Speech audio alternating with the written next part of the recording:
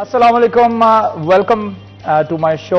आपका होस्ट शराज भट्ट आपको खुश आमदीद कहता है। सिटी एट 10 की पूरी टीम, हमारी पूरी प्रोडक्शन टीम और आपके होस्ट शराज भट्ट की जानिब से a very very good morning and a very warm welcome to city at 10।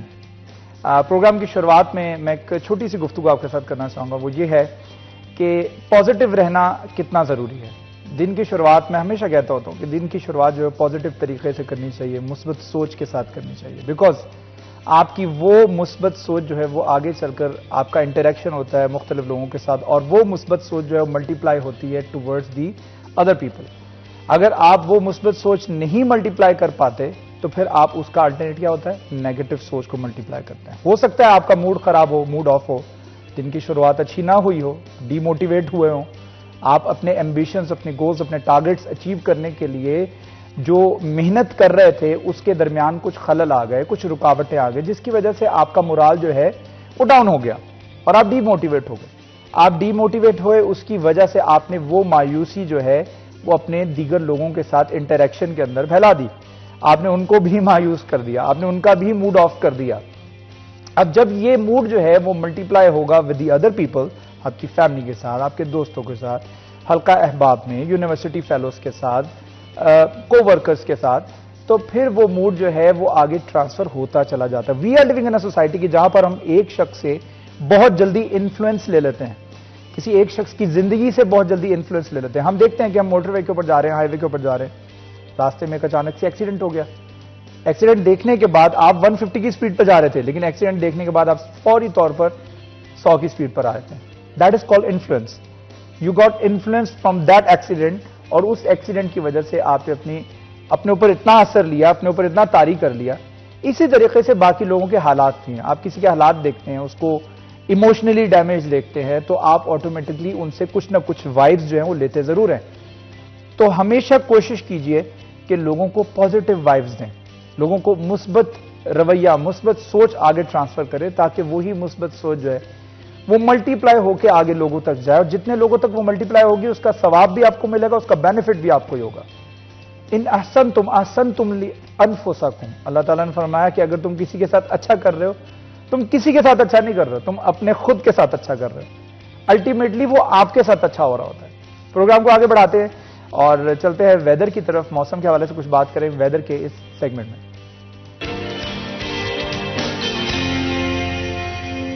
मौसम के हवाले से बात करें तो कम से कम दर्जा हरारत 14 डिग्री सेंटीग्रेड, जबकि ज्यादा से ज्यादा दर्जा हरारत 22 डिग्री सेंटीग्रेड रहेगा। बारिश का आज भी कोई इम्कान नजर नहीं आ रहा है। खुश्क सर्दी है, इसमें खुद को खुश्क सर्दी से बचाने के लिए, खुश्क सर्दी के नतीजे में पैदा होने वाली बीमारियों से बचाने के लिए खुद को कवर रखिए, सीना ढांप कर रखिए, सर को ढांप कर रखिए। खसूसी तौर पर अगर आप मोटरसाइकिल के ऊपर सफर कर रहे हैं, अपने बच्चों को आपने आगे टंकी के ऊपर बिठाया हुआ और आपने उनको स्वेटर नहीं पहनाया हुआ, तो आप बीमारियों को दावत दे रहे हैं। बीमारियों को दावत मत दीजिए, क्योंकि ये बीमारी जो है वो सिर्फ आप तक लिमिटेड नहीं रहती है, वो आपके बच्चों में ट्रांसफर होती है, बच्चों से फिर आगे लोगों में ट्रांसफर होना शुरू होती है। आपके बच्चे स्कूल भी जाते हैं, स्कूल भी ओपन है, जाहिर बात है। तो ये खुश्क सर्दी में खुद को बचाने के लिए ढांप कर रखें। और दूसरा जो है, डॉक्टर्स हजरात रिकमेंड करते हैं कि गर्म मशरूबात का इस्तेमाल ज्यादा करें, खासतौर पर कहवा का इस्तेमाल ज्यादा करें, ताकि आप का रेस्पिरेटरी सिस्टम जो है वो बेहतर तरीके से काम कर सके। और जिस तरह से मैंने पहले बताया कि 14 डिग्री सेंटीग्रेड कम से कम दर्जा हरारत है।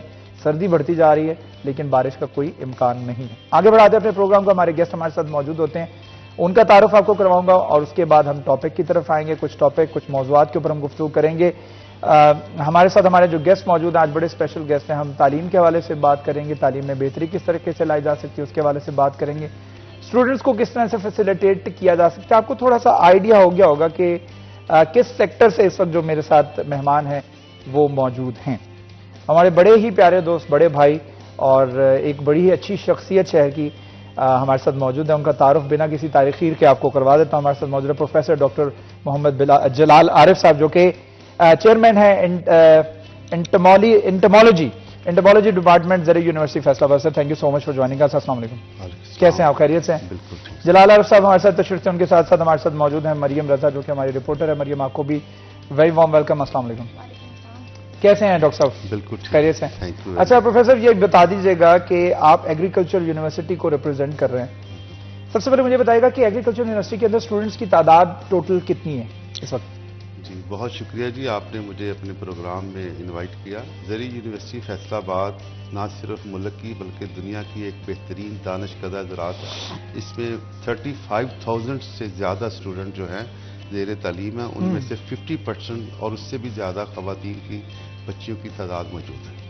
और उनके लिए हम जो है बेहतरीन तालीम उनको प्रोवाइड कर रहे हैं, बेहतरीन प्रैक्टिकल ट्रेनिंग दे रहे हैं और उनकी जनाब और कम्युनिकेशन स्किल में ट्रेनिंग दे रहे हैं। और इस वक्त हमारे पास 32 के करीब हॉस्टल्स हैं और उनमें जनाब हर किस्म का जो सहूलत है। बच्चियों के जो हॉस्टल है वो स्टेट ऑफ द आर्ट, जिसमें फातिमा हॉल है और मरियम हॉल है, ये किसी भी 5 स्टार होटल के कमरों से वाशरूम इनके बेहतर हैं। और इनकी बड़ी मामूली सी फीस पे लोअर मिडिल क्लास के बच्चे और बच्चियां यहाँ पे तालीम है।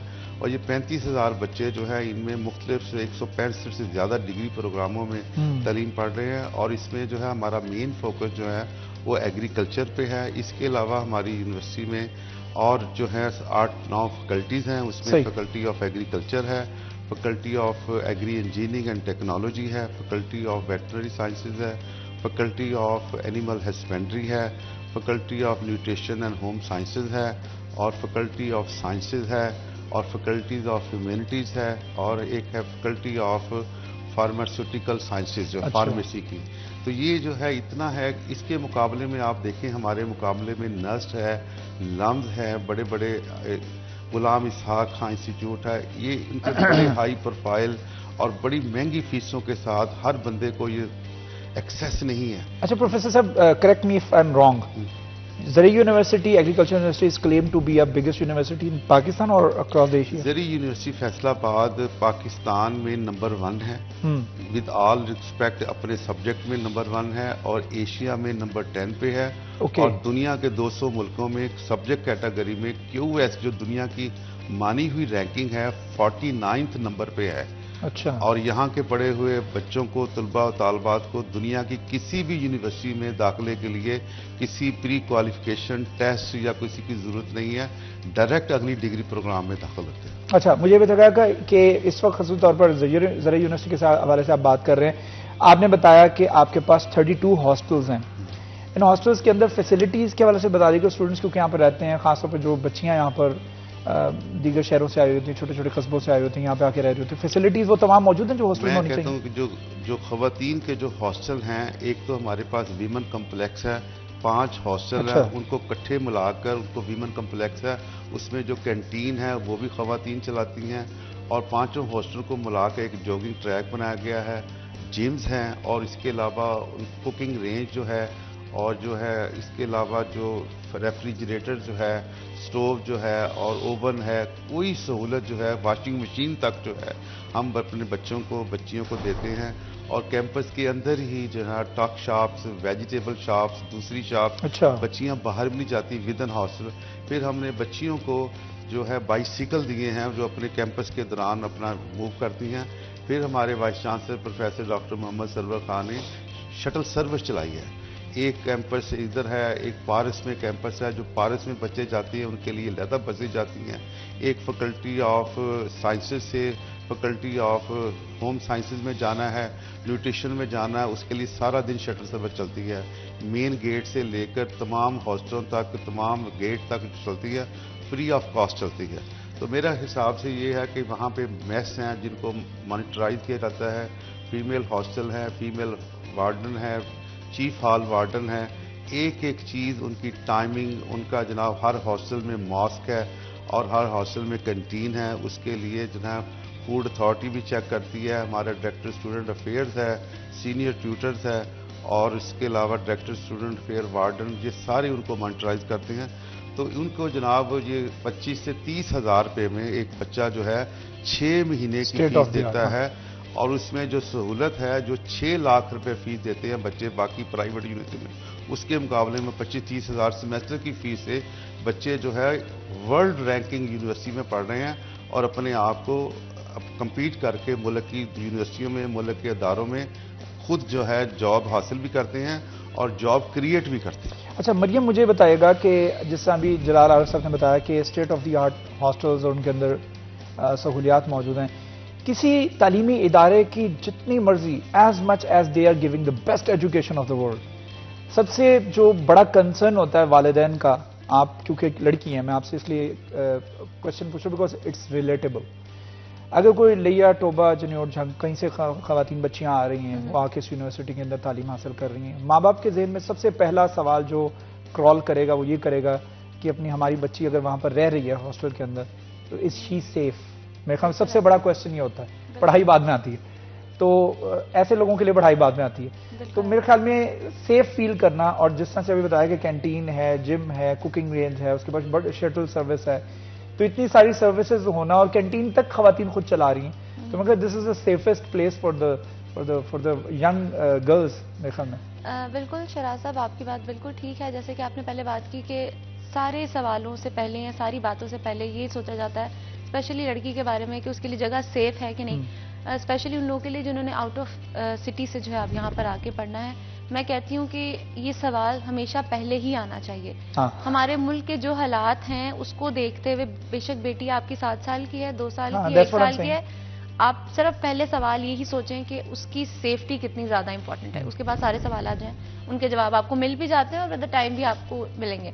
और दूसरी बात यह है कि ख़वातीन के लिए ये सेफ्टी होना कि आप वहाँ जाएंगे और आपको सेफ होंगे। अल्लाह पाक की तरफ से अल्लाह ताला ने खातून के अंदर, औरत के अंदर ये चीज़ डाली है कि उसको डेंजर फील होता है, उसके इर्द गिर्द कुछ भी ऐसा हो रहा हो तो अल्लाह पाक के साथ जब आपका ये कनेक्शन होता है तो फिर आपको पता होता है कि आप कितना सेफ अपने आप को फील कर रहे हैं। लेकिन जैसे सर ने भी तमाम फैसिलिटीज़ के बारे में बताया, आपके साथ भी डिस्कस हुई, तो मुझे लगता है कि अगर आपने पढ़ना है और आप बढ़ना चाहते हैं आगे, तो ये एक ऐसी जगह है जहाँ पे अगर आप जाएंगे तो मुझे लगता है कि हर कदम पे आपको कामयाबी ही मिलेगी और आपको ये लगेगा नहीं कि आप किसी अनसेफ जगह पर हैं।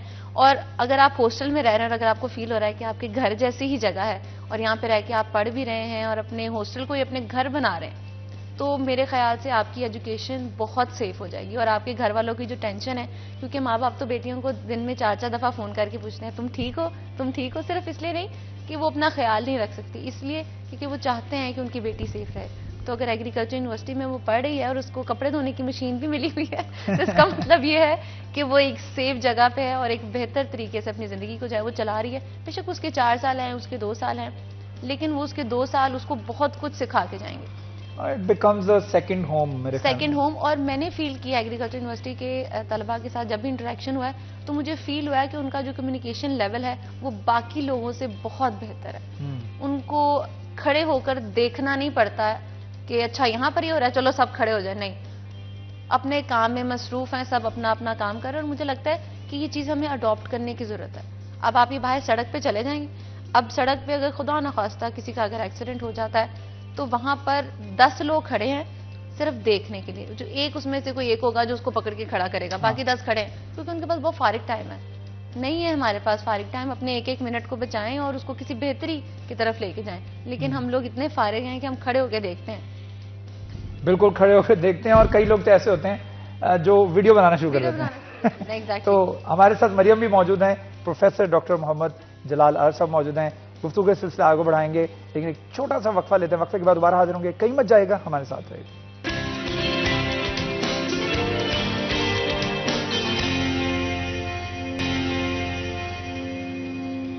Welcome back ji, city at 10 एक मरतबा फिर आपको खुश आमदीद कहते हैं। हमारे साथ प्रोफेसर मोहम्मद डॉक्टर जलाल आरिफ साहब मौजूद हैं, उनके साथ मरियम रजा हमारे साथ मौजूद हैं। गुफ्तगू के सिलसिले को आगे बढ़ाते हैं। डॉक्टर ये बताइएगा कि एंटोमोलॉजी डिपार्टमेंट जो है इसके जिम्मे कौन कौन सी रिस्पॉन्सिबिलिटीज हैं और किस तरह से फ्लो में ये काम कर रहा है स्टूडेंट्स के लिए? अपना शिराज ऐसे है, एंटोमोलॉजी डिपार्टमेंट जो है यूनिवर्सिटी का एक बहुत ही अहम डिपार्टमेंट है। इसको प्लांट प्रोटेक्शन भी कहते हैं। आप जितनी मर्जी प्रोडक्शन बढ़ा लें तो उसको जो प्रोडक्शन को सेव करने के लिए एंटोमोलॉजी इंसेक्ट का बड़ा रोल है। इसमें हम इंसेक्ट को स्टडी करते हैं, कीड़ों की स्टडी करते हैं। और कीड़े भी हैं 3-4 किस्म के। एक कीड़े हैं जो नुकसान पहुंचाते हैं, अच्छा। एक कीड़े हैं जो फायदेमंद हैं। जो नुकसान पहुंचाते हैं उस मिसाल के तौर पर कपास में ही जो कीड़े हैं वो 1350 कीड़े पाकिस्तान की कपास पे नोट किए। उनको कपास को उन कीड़ों से बचाना। फिर चावल के कीड़े हैं, फिर गन्ने के कीड़े हैं और इस तरह वेजिटेबल्स हैं, सब्जियों के, फ्रूट्स के कीड़े हैं।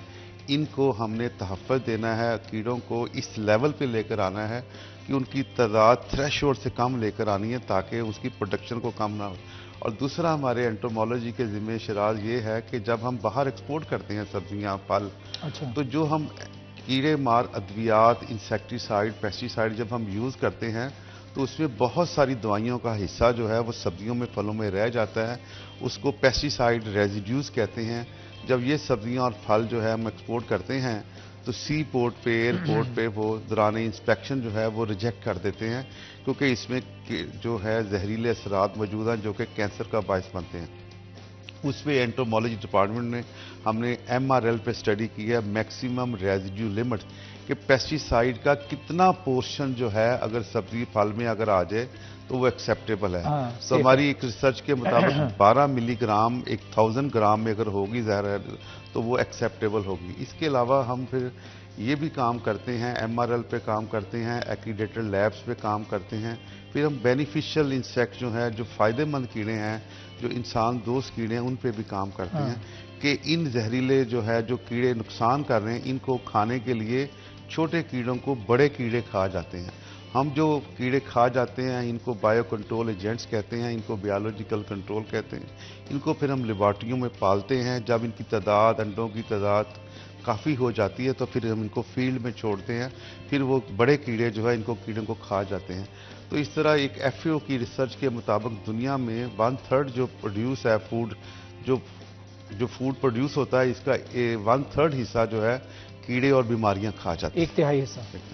अच्छा डॉक्टर साहब, ये भी बताइएगा कि आपने अभी बात की है कि प्लांट प्रोडक्शन के हवाले से तो कौन कौन सी वैरायटी ऑफ सीड्स हैं जो कि एग्रीकल्चरल जो है इस वक्त ऑफर कर रही है या इसके ऊपर रिसर्च कर रही है? हाँ जी, इसमें ये है कि हमारा जो मेन मैंडेट है वो तो बेसिकली ये है टीचिंग और रिसर्च है। और रिसर्च जो है 61 में लैदा हो गई थी, वो यूब रिसर्च के पास चल गई है।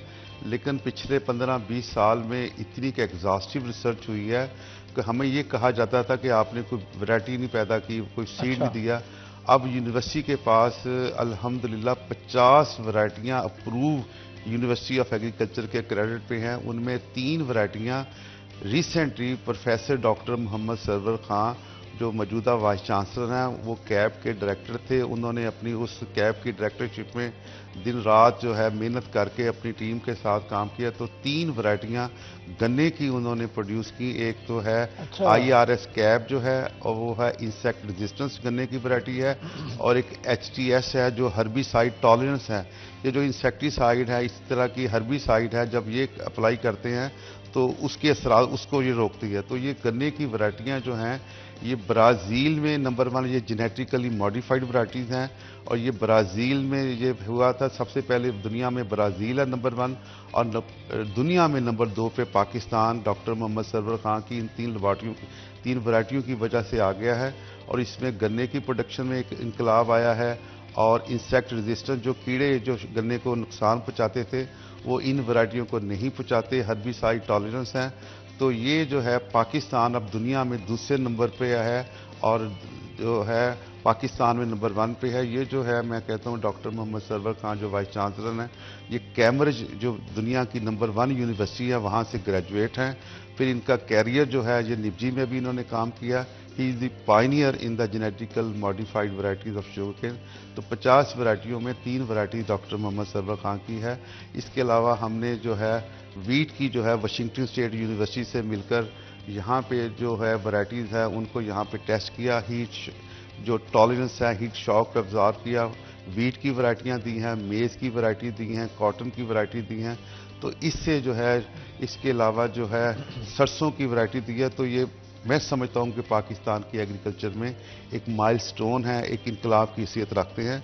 तो ये अब टीचिंग के साथ साथ अब हम रिसर्च में भी जो पाकिस्तान में अपना सानी नहीं रखते। बिल्कुल। अच्छा, आपने वीट के हवाले से बात की है, शुगर कैन के हवाले से बात की है, सरसों के हवाले से बात की है, तो वीट कैंपेन भी मेरे ख्याल में कोई जारी है या जारी होनी है? इसके हवाले से थोड़ा बताइएगा। वीट कैंपेन जो है जी ये नवंबर में हम शुरू की थी। 18 नवंबर से शुरू हुई थी और 30 नवंबर तक गई है। राइट।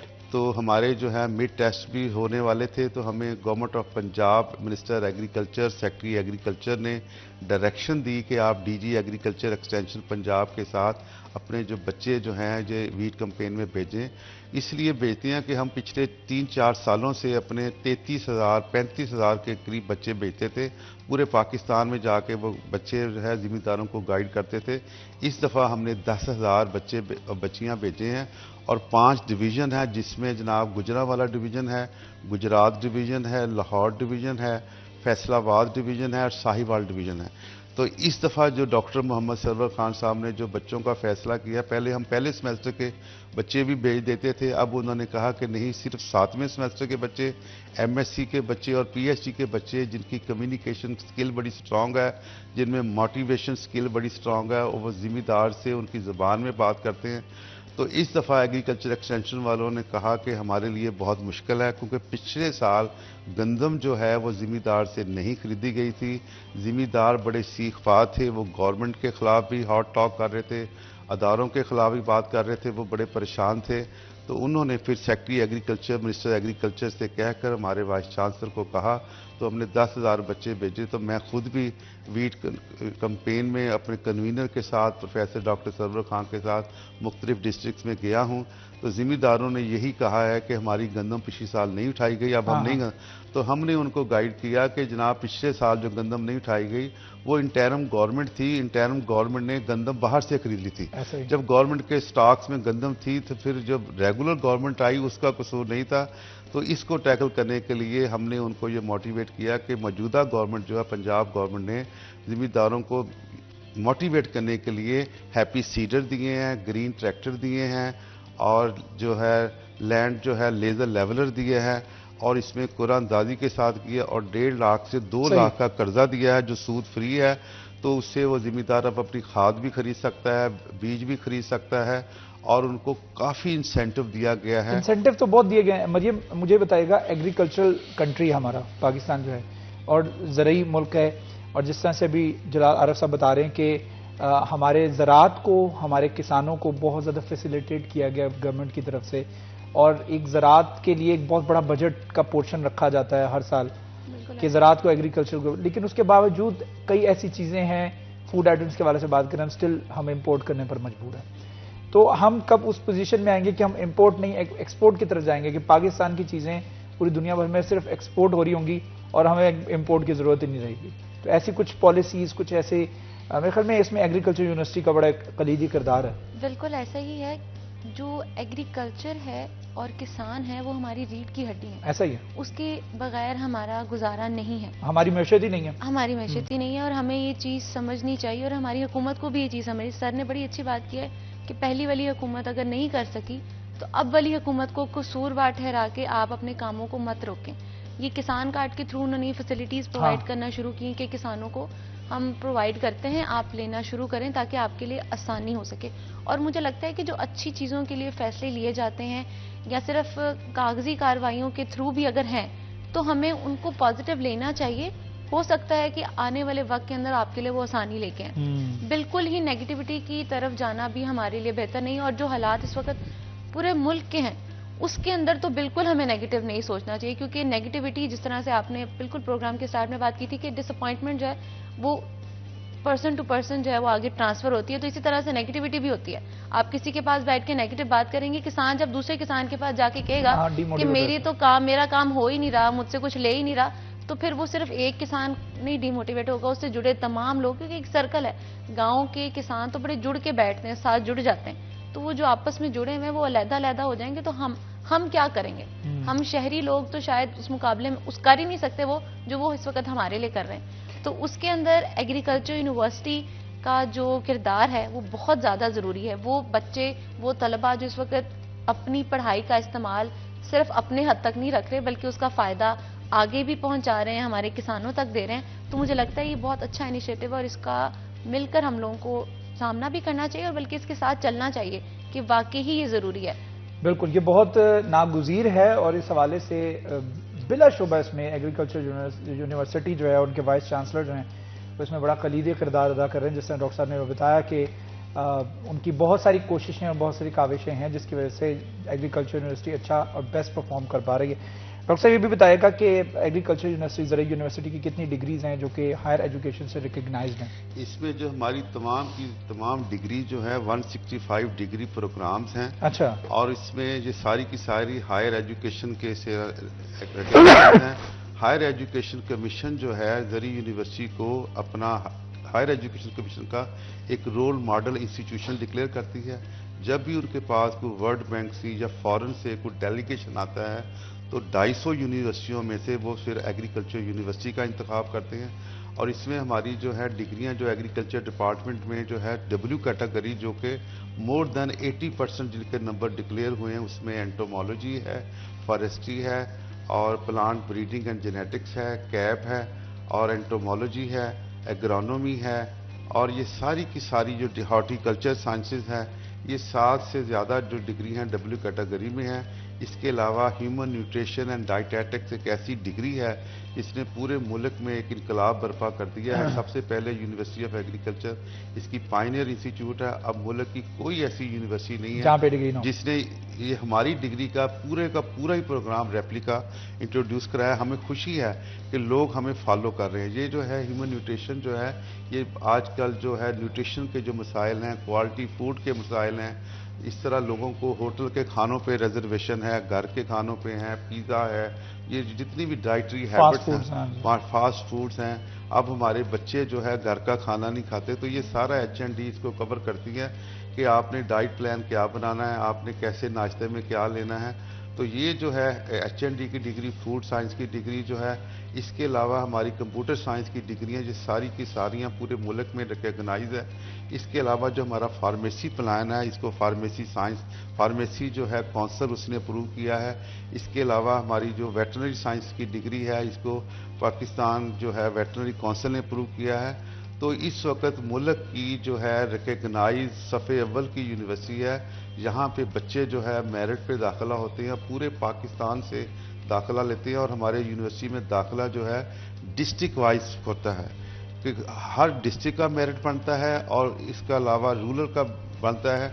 उसके मुताबिक हम और हमारी प्रेफरेंस जो है 75% देहात के बच्चों को है, उनको दाखिला देते हैं। ठीक है, तो मैं जी ठीक है। प्रोफेसर डॉक्टर मोहम्मद जलाल आरिफ साहब हमारे साथ मौजूद है, मरियम रजा भी हमारे साथ मौजूद है। एक छोटा सा वक्फा ले लेते हैं, वक्फे के बाद दोबारा हाजिर होंगे, कहीं मत जाएगा, हमारे साथ रहिएगा।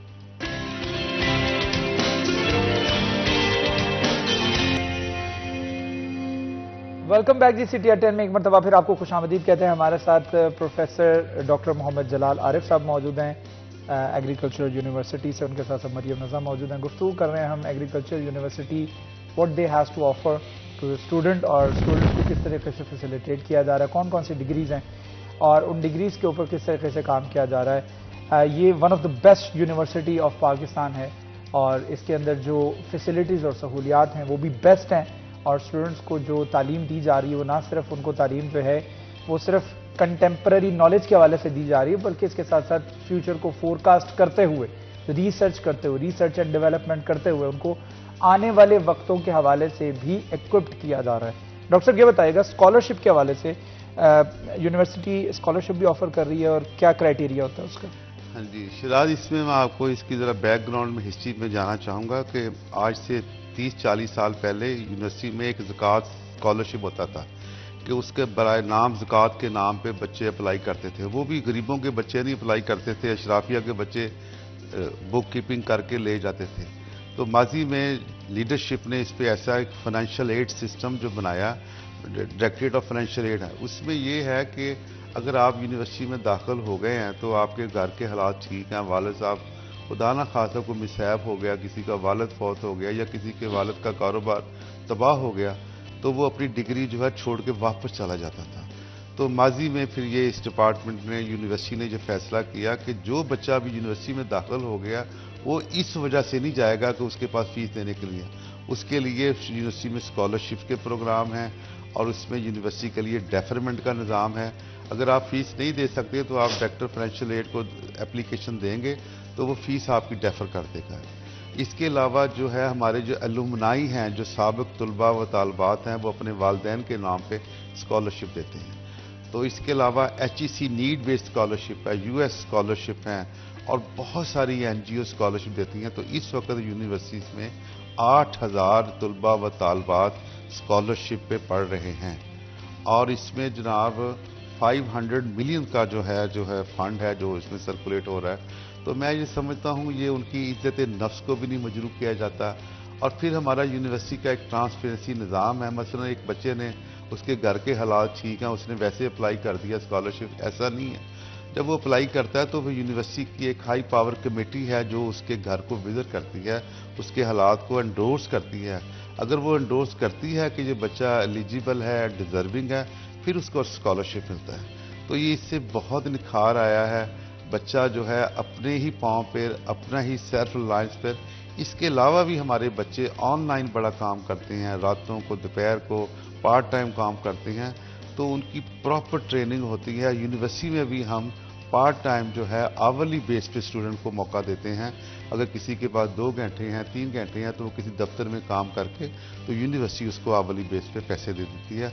वो अपना तालीम का जो है सिस्टम जो है कर लेता है। बिल्कुल, ये बड़ी खूबसूरत बात है। और मरियम, मैं इस पर बात करना चाहूँगा क्योंकि हमारे यहाँ करोड़ों लोग, नॉट इवन मिलियंस लोग ऐसे हैं जो सिर्फ और सिर्फ अपने फाइनेंशियल पोजीशन की वजह से अपने बच्चों को नहीं पढ़ा पाते। ऐसे कई स्टूडेंट्स हैं जो कि लोगों से रब्ता कर रहे होते हैं कि जी मेरी स्कूल की फीस नहीं गई हुई, मेरी कॉलेज की ट्यूशन फीस नहीं गई हुई, और जिसकी वजह से, और वो बच्चा इतना लायक होता है कि वो परफॉर्म कर पाता है या वो बच्ची इतनी परफॉर्म कर सकती है, लेकिन सिर्फ और सिर्फ फाइनेंशियल पोजीशन की वजह से परफॉर्म नहीं कर पाते। तो ये मेरे ख्याल में 8000 स्टूडेंट्स का स्कॉलरशिप के ऊपर पढ़ना, दिस इज द प्रूफ कि ये यूनिवर्सिटी जो है वो एक अच्छा कंट्रीब्यूट कर रही है। मेरे ख्याल में सब इदारों को इस नौयत की स्कॉलरशिप्स का आगाज करना चाहिए, ना कि सिर्फ ऐसी स्कॉलरशिप्स के जी आप 100% नंबर लेंगे तो आपकी अगली स्टडीज में आपके लिए मुफ्त होंगी। बिल्कुल ऐसा ही है। अच्छा, इसमें मैं एक छोटी सी चीज़ ऐड करना चाहूँगी। सिर्फ इस लेवल पे आकर ही नहीं ऐसा होता, बल्कि अगर हम जिक्र करें ना, अब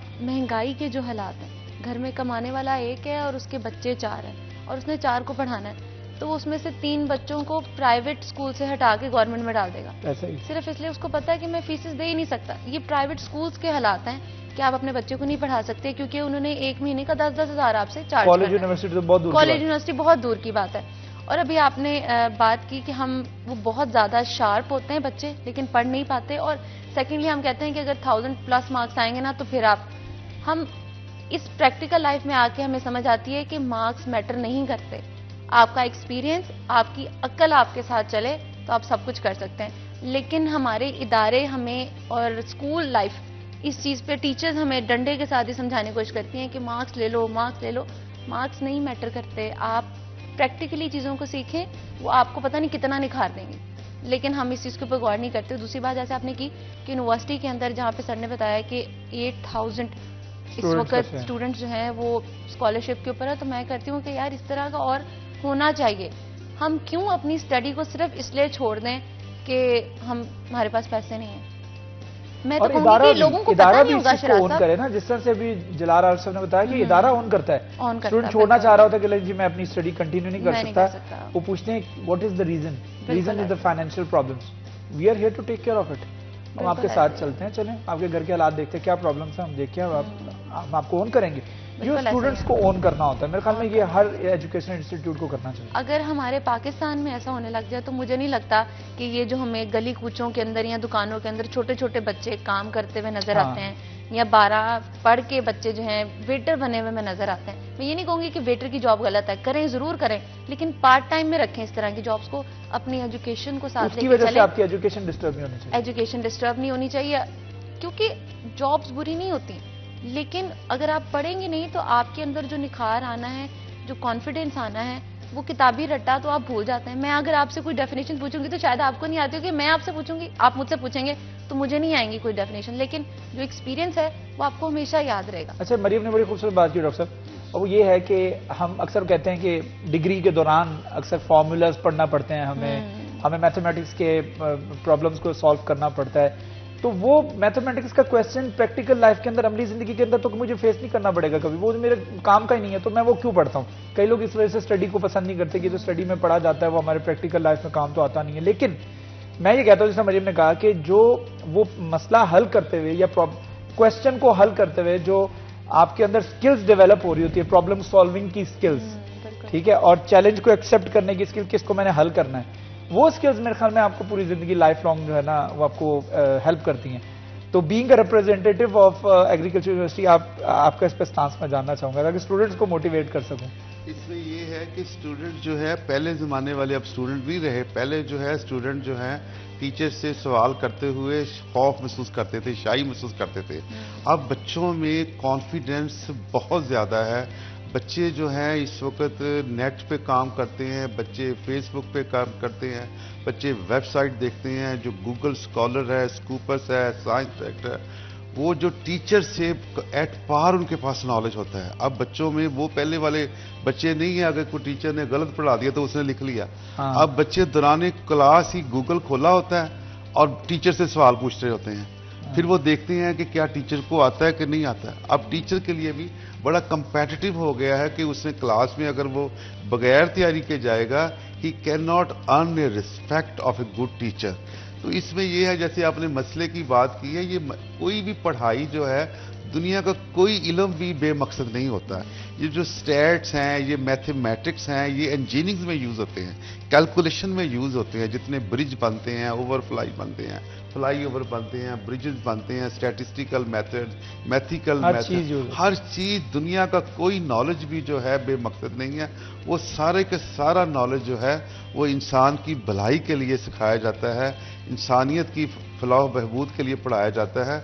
और जैसे भी कुरान मजीद में है कि क्या इल्म वाले और बे इल्म बराबर हो सकते हैं। आप अपने आप पे देखिए, मैं और शिराज और मरियम, अगर हम तीनों सोचें, अगर खुदा ना खास्ता हम किसी स्कूल में ना गए होते, किसी कॉलेज में ना गए होते, किसी यूनिवर्सिटी में ना गए होते, तो हमारा क्या स्टेटस होता है। बिल्कुल, ये बड़ा जरूरी है कि इल्म हासिल करना कितना जरूरी है, बजाय इसके कि सिर्फ पैसा कमाना ही सक्सेस नहीं होता।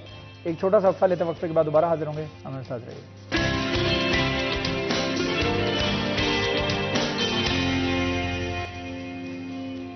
जी सिटी 10 में एक मरतबा फिर आपको खुशामदीद कहते हैं। हमारे साथ प्रोफेसर डॉक्टर मोहम्मद जलाल आरिफ साहब मौजूद हैं एग्रीकल्चर यूनिवर्सिटी से, उनके साथ मरियम रजा मौजूद हैं। हम बात कर रहे हैं कि स्टूडेंट्स को किस तरीके से पॉलिश किया जा सकता है, किस तरह से स्ट्रेंथन किया जा सकता है, और एग्रीकल्चर यूनिवर्सिटी, ज़राई यूनिवर्सिटी जो है उसमें कितना किरदार अदा कर रही है। और खास तौर पर स्कॉलरशिप के हवाले से हमने ब्रेक पे जाने से पहले बात की है कि स्कॉलरशिप देना कितना जरूरी है और किस तरह उसका क्राइटेरिया। मैं चूंकि आपसे पहले जब सवाल करने लगा था ना डॉक्टर साहब, तो सवाल मुझे लग रहा था एक्सपेक्टेड जवाब ये होगा कि जी 1000 मार्क्स के अंदर से जो 950 मार्क्स लेगा उसको स्कॉलरशिप मिलेगी।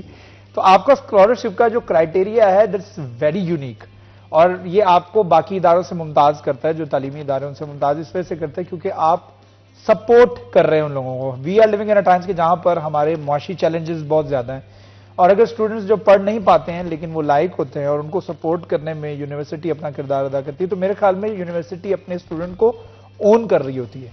ऐसा ही है, मतलब ब्रांड है जी, वो हमारा ब्रांड है, हमारी पहचान है, हमारे एम्बेसडर हैं, वो जाकर सोसाइटी में हमें रिप्रेजेंट करते हैं। क्या बात। अगर यूनिवर्सिटी का बच्चा जो है सड़क पे किसी बच्चे को, किसी जख्मी को उठा लेता है, तो वो हमें उसकी रिस्पेक्ट मिलती है।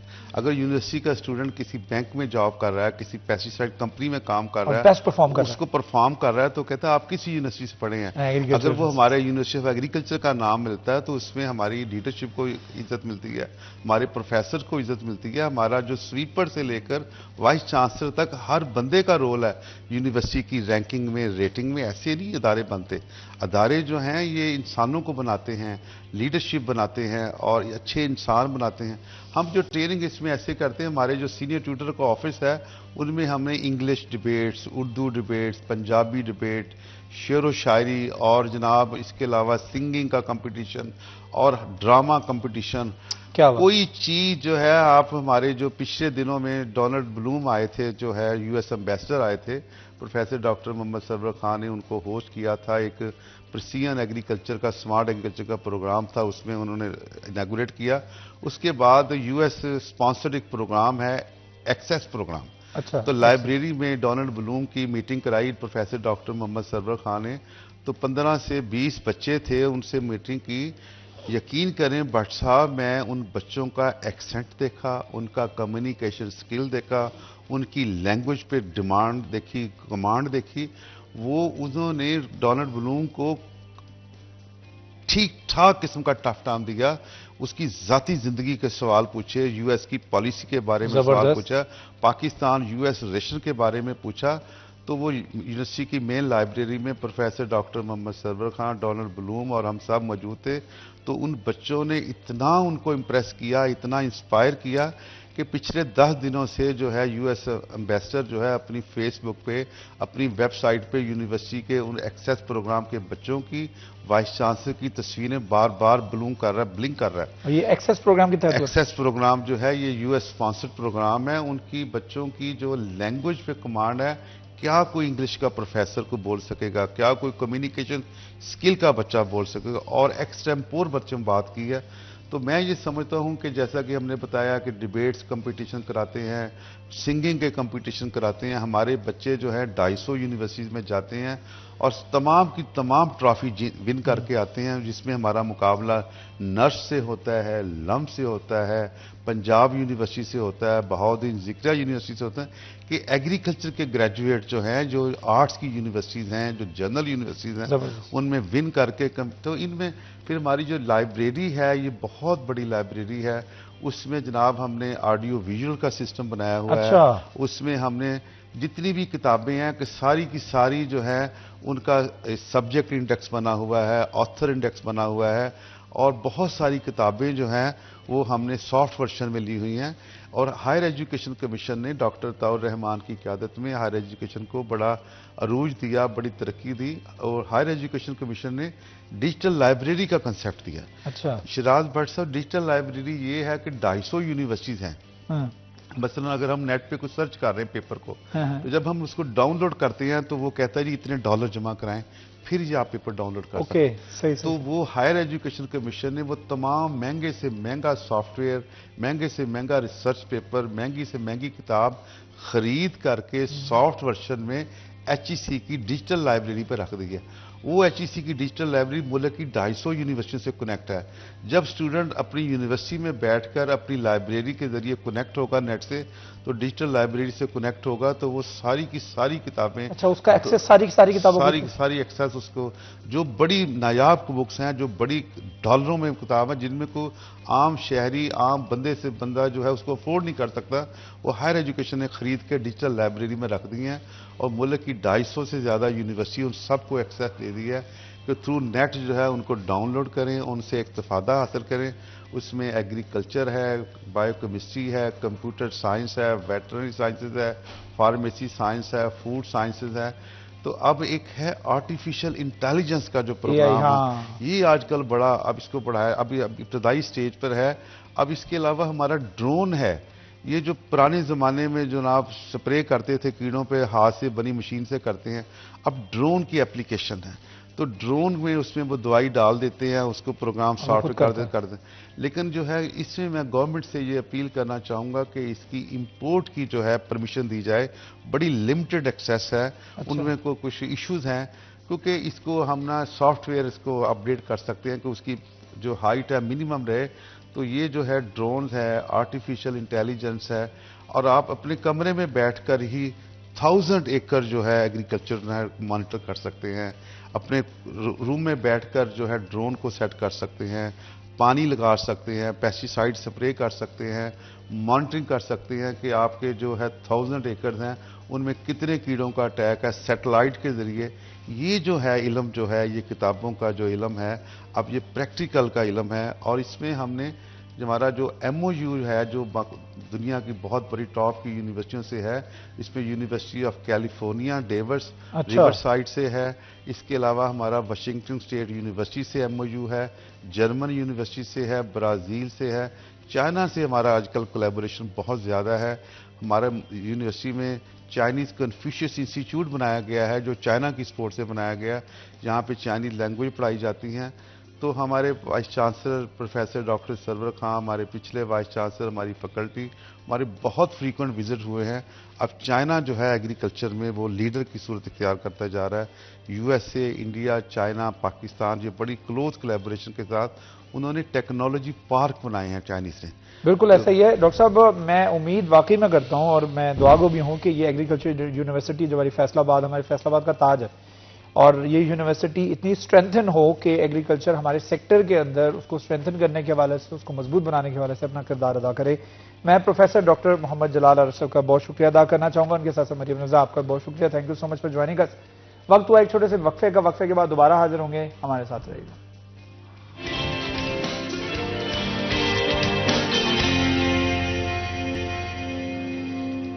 Welcome back ji. City at 10 में एक मरतबा फिर आपका होस्ट शराज बट आपको खुशामदीद कहता है। प्रोग्राम को बढ़ाते हैं आगे, हम चलते हैं आज के भाव की तरफ। आज की कीमतों के हवाले से रेट लिस्ट के मुताबिक कीमतें क्या होंगी और आज सब्जी के, फ्रूट्स के, चिकन के, मटन के, बीफ के भाव क्या रहेंगे, अंडों के भाव क्या रहेंगे, ये जानते हैं आज के भाव के सेगमेंट में।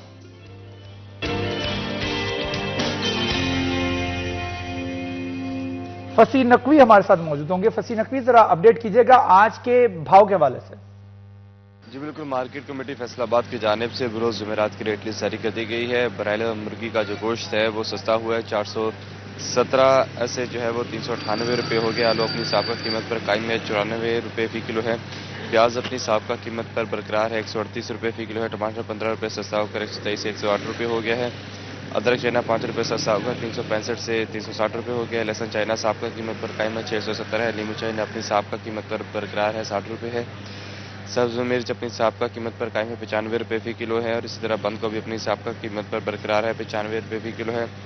फूल गोभी अपनी साबका कीमत पर कायम है, 75 रुपये फी किलो है। और इसी तरह शिमला मिर्च जो है वो 5 रुपये इजाफे के बाद 35 से 40 रुपये हो गए। खीरे 45, गाजर अपनी साबका कीमत पर कायम है, 70 रुपये। करेला अपनी साबका कीमत पर कायम है, 105 रुपये है।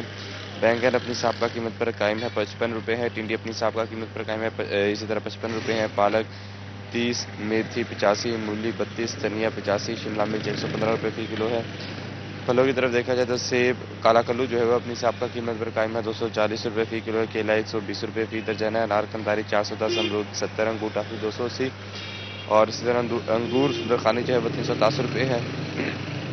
अनार बताना जो है वो 490 रुपये फी किलो। देखा जाए तो फल और सब्जियों की कीमतें जो है वो मुस्तहकम है और इसके साथ साथ जबकि अवाम का मुतालबा यही है कि मज़ीद इसमें कमी होनी चाहिए ताकि अवाम को रिलीफ मिल सके। जी फसी नकवी हमारे साथ मौजूद थे, बहुत शुक्रिया फसी, हमें अपडेट कर रहे थे रेट लिस्ट के मुताबिक आज कीमतें फ्रूट्स की, सब्जियों की क्या रहेंगी। आगे बढ़ाते हैं प्रोग्राम को और हमारे साथ हमारे गेस्ट मौजूद होते हैं स्टूडियो में, बड़े खास गेस्ट होते हैं हमारे दूसरे सेगमेंट के। उनका तारुफ आपको करवाता हूँ, उसके बाद टॉपिक की तरफ आएंगे, मौजू की तरफ आएंगे। वो मौजू क्या होगा, उस मौजू के ऊपर गुफ्तगू करेंगे और इसके साथ साथ उस मौजू से रिलेटेड जितने मसाइल हैं उनके साथ साथ उनके हल के वाले से भी गुफ्तगू करेंगे। तो बड़े ही स्पेशल गेस्ट हमारे साथ आज मौजूद हैं स्टूडियो के अंदर। उनका तारुफ आपको पहले करवाया तो हमारे साथ तशरीफ रखते हैं, विराजमान है राजेंद्र मेघवाड़ जो कि ESP गुलबर्ग फैसलाबाद है। Sir thank you so much for joining us. अस्सलाम वालेकुम। Thank you. कैसे हैं आप? बिल्कुल ठीक, आप खैर खैरियत से? उनके साथ साथ हमारे साथ तशरीफ रखते हैं तैयब मकबूल साहब जो कि हमारे क्राइम रिपोर्टर हैं। Tayyab sir thank you so much for joining us. अस्सलाम वालेकुम। वालेकुम सलाम। कैसे हैं? जी बेहतर। राजेंद्र साहब, मैं आपसे ही गुफ्तगू की शुरुआत करना चाहूंगा और आपके नाम से कुछ लोगों के और पंजाब के लोगों को अंदाजा हो गया होगा कि यू नॉट फ्रॉम पंजाब और आप सिंध से ताल्लुक रखते हैं। तो Faisalabad, how do you see the Faisalabad so far? कैसा एक्सपीरियंस फैसलाबाद रहा और कितनी देर हो गई है फैसलाबाद पोस्टिंग हुए? जी मुझे आए हुए अभी तकरीबन 5 डेज हुए हैं और मेरी जो पोस्टिंग है ये एज ASP गुलबर्ग। अच्छा, यानी 5 दिन हुए अभी? जी जी 5 दिन हुए हैं। तो अभी तक तो इट्स गुड एक्सपीरियंस, या इट्स बेटर। अच्छा, 5 दिन के अंदर आपको लग रहा है कि अभी सही है, अभी समझ रहे हैं फैसलाबाद को? फैसलाबाद को थोड़ा समझ भी रहे हैं, लेकिन मेरे पास चूंकि गुलबर्ग है तो गुलबर्ग में 3 मेरे पास पुलिस स्टेशन आती हैं। रजाबाद आता है, GM आबाद आता है, गुलबर्ग इन इटसेल्फ आता है, उसकी मार्केट्स हैं। तो पहली पोस्टिंग भी है मेरी। I am looking forward to see Faisalabad beyond crime as well. एक तो क्राइम का पोर्शन वो तो देखना ही देखना है, ठीक है, वो तो देखना ही देखना है, but you want to explore Faisalabad as well. अच्छा, मैं बड़ा हैरान हुआ, it's shocking for me Tayyab साहब, इलाकों के नाम भी याद हो गए और उन्होंने साथ ही वो इलाकों के नाम भी ले दिए, गुलाम अहमदाबाद और साथ वाले रजाबाद और ये वो। मैं क्या बड़ा शार्प उनकी ऑब्जर्वेशन है। शुक्रिया आपका। सबसे पहले इनको हम वेलकम करते हैं फैसलाबाद में। सिंध और पंजाब की डायमेंशंस में ज़मीन आसमान का फ़र्क है। Exactly. उसके यहाँ के क्राइम सिचुएशंस का फ़र्क है, किस किस्म का अक्रंस हो रहा है उसमें बड़ा डिफरेंस है। और फैसलाबाद का सर्कल गुलबर्ग जो फैसलाबाद के फास्ट तरीन सर्कल्स हैं उनमें से एक है। वो उसमें गुलबर्ग का एरिया है, रशी एरिया, मार्केट्स और बड़ी गुंजान आबादी। उसके साथ आप आ जाएँ रजाबाद। रजाबाद में पीछे जाकर छोटे छोटे गांव भी कुछ लगते हैं, सिटी एरिया भी काफ़ी कवर होता है। आप देखें नारवा रोड पे आप चले जाएं, उसके अंदर छोटी बड़ी कॉलोनियाँ, कलीम शेख पार्क वो रजाबाद में है। और आगे आप मुझसे बेहतर समझते हैं गुलाम अहमदाबाद, जिसको एशिया की सबसे बड़ी कॉलोनी भी कहा जाता है। और उसको अगर आप एक कॉलोनी के तौर पर देखें, वो लोगों की नज़र में सबसे बड़ी कॉलोनी है, लेकिन अगर आप एक पुलिस ऑफिसर की नज़र से देखें, उसमें छोटी बड़ियां दर्जन से ज्यादा, दर्जनों बल्कि आप कह सकते हैं कॉलोनीज हैं, जहां पे आपकी गाड़ी नहीं जा सकती, जहां पे इतना कंजस्टेड किस्म का माहौल है। उस पर आपको फोकस करना पड़ता है कि इस कंजस्टेड माहौल में, इस कंजस्टेड स्ट्रीट्स में, इलाके में जराइम पेशा ना के बैठ जाएं। और स्ट्रीट क्राइम में बड़ा फास्ट है वो गुलाम अहमदाबाद। जिस तरह हम अक्सर बात करते हैं सदर की, तो उसका बड़ा वास्ट एरिया है। गुलाम अहमदाबाद का भी यही है, थाने से निकलकर आपको प्लेस ऑफ अकरेंस पर जाते ही काफ़ी टाइम लग जाता है। पब्लिक का भी गिला आता है कि जी फौरी रिस्पांस क्यों नहीं किया, हालांकि वो रिस्पांस तो शुरू हो गया जैसे ही कॉल वसूल हुई। अब वहाँ पर लोग जब तक पुलिस को देखेंगे नहीं, वो नहीं मानेंगे पुलिस उड़ के तो आ नहीं सकती।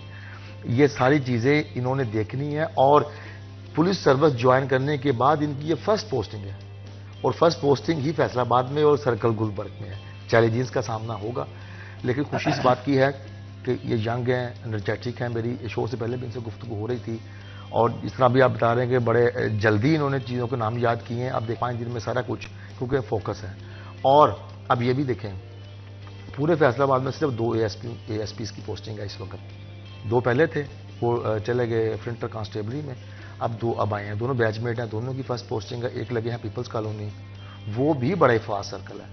आप सिटी एरिया, डी ग्राउंड, जितना पोश इलाका है वो सारा उस सर्कल के अंदर है। और इन दोनों को चूज करके उन दोनों फास्ट ट्रैक सर्कल्स में लगाया गया है कि यंग है, एनर्जेटिक हैं, और वी होप कि इंशाल्लाह इनकी पोस्टिंग फैसलाबाद के शहरियों के लिए बड़ी मुफीद, फ्रूटफुल साबित होगी। और उम्मीद करते हैं पोस्टिंग से मुस्तफीद भी हो सकेंगे और जराइम को कंट्रोल करने के हवाले से अपना कलीदी किरदार अदा करेंगे।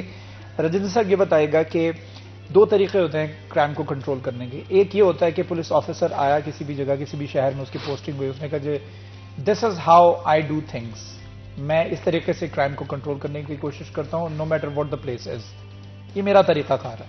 वो अपने तरीकेकार को अप्लाई करता है उस जगह के ऊपर। दूसरा ये होता है कि माहौल के मुताबिक उसको तरीकाकार अपना मोल्ड करना पड़ता है, चेंज करना पड़ता है। हाँ, मेरा तरीकाकार डिफरेंट है, लेकिन ये जगह की रिक्वायरमेंट ये है कि मेरा तरीकाकार थोड़ा सा चेंज हो जाए। तो आप इनमें से कौन सी शख्सियत हैं? अब देखें, ऐसे नहीं है कि पहले हम माइंड बना के आ जाएं कि मैं इस तरह से पुलिसिंग करूंगा। It all depends on time and place. आप टाइम को भी देखते हैं, जगह को भी देखें, किस टाइम में आए हैं, और साथ ही साथ किस जगह पे आए। अब अर्बन पुलिसिंग अलग होती है, रूरल पुलिसिंग अलग होती है, ठीक है। तो Faisalabad is purely urban area, तो यहाँ पे जो है खास करके गुलबर्ग में और जीएमाबाद, ये जो पूरा गुलबर्ग सर्किल है, इसमें फाइनेंशियल क्राइम ज़्यादा हैं। इसमें जो है हमारे पास रॉबरी के जो है वो वारदातें वो भी ज़्यादा हैं। उस पर भी हम काम कर रहे हैं, पेट्रोलिंग कर रहे हैं, बाकी चीज़ें भी हैं। पेट्रोलिंग प्लान भी मैं नया बना रहा हूँ। उसके बाद डॉल्फिन के भी बंदे मैंने लिए हुए हैं। तो इट ऑल डिपेंड्स कि आपकी वो जगह किस तरह की है, और एक और बात कि टाइम फ्रेम कौन सा है, किस टाइम फ्रेम में आपकी वारदातें हो रही हैं। तो ये दोनों चीज़ें साथ साथ जो है वो चलती हैं। मैं वो पुलिस ऑफिसर नहीं हूँ कि मैं पहले से ही माइंड बना के आ जाऊँ कि मैंने ये करना है, मैंने इस तरह से पुलिसिंग करनी है। तो अब गुलबर्ग सर्किल के डायनामिक्स अलग हैं, जड़ावाला के अलग होंगे, समुद्री के अलग होंगे। तो इस तरह से मैंने देखना है कि मेरे सर्किल में कौन सी वारदातें हैं, क्या क्राइम है, कौन से जराइम के अनासर हैं जो एक्टिव हैं, फिर उनके लिए जो है वो स्ट्रेटजी बनती है। पहले तो सबसे पहले टू अंडरस्टैंड थिंग्स, एक बार आपने उनको अंडरस्टैंड कर लिया, उसके बाद ही आप उनको कोप अप कर सकते। अच्छा, आपको क्या लगता है how much time you gonna take to understand this city and the people of the city? खास तौर पर अगर लोगों के हवाले से बात करें, उनके बिहेवियर के हवाले से बात करें, तो एट लार्ज देखे तो एक जैसा रवैया होता है। अब ये नहीं कह सकते हर शख्स एक जैसा है, ऐसा नहीं है, लेकिन एट लार्ज मेजोरिटी एक जैसा रवैया होता है। फिर इंडिविजुअल लोगों का थोड़ा सा रवैया चेंज होना चाहिए। अच्छा, this is the exceptional case, वो कोई बहुत कम होते हैं। लेकिन हम इस शहर के अंदर, यानी लाहौर शहर के अंदर, लोग जो है कि कोई रिवायत बनी हुई, आपको डायरेक्शंस गलत गाइड कर देते हैं। फैसलाबाद के लोग जो हैं वो जुगते मारने में बड़े आगे होते हैं। तो एक जनरल पॉइंट ऑफ व्यू ये होता है कि ये यहाँ के लोगों को मैं इतना टाइम में समझ सकता हूँ। आपको लगता है फैसलाबाद के लोगों को समझना थोड़ा सा मुश्किल है? नहीं, समझना मुश्किल तो नहीं है। मैं तो क्राइम के हवाले से या पुलिसिंग के हवाले से ही बात करूंगा। उसमें ये है कि आपको अगर आपका एक सर्किल है, सर्किल में मेरे सर्किल में 3 थाने हैं, किसी में 2 हैं, किसी में 5 होते हैं, तो वो तो मैं यही कहूँगा कि एक नए ऑफिसर के लिए 1 week is more than enough to understand the area. Quite short time. हाँ नहीं, 1 week is more than enough. अच्छा। 7 दिन अगर आप उसको डाइसेक्ट करें आवर्स में, तो कितने आवर्स बन जाते हैं? काफ़ी सारे आवर्स बन जाते हैं।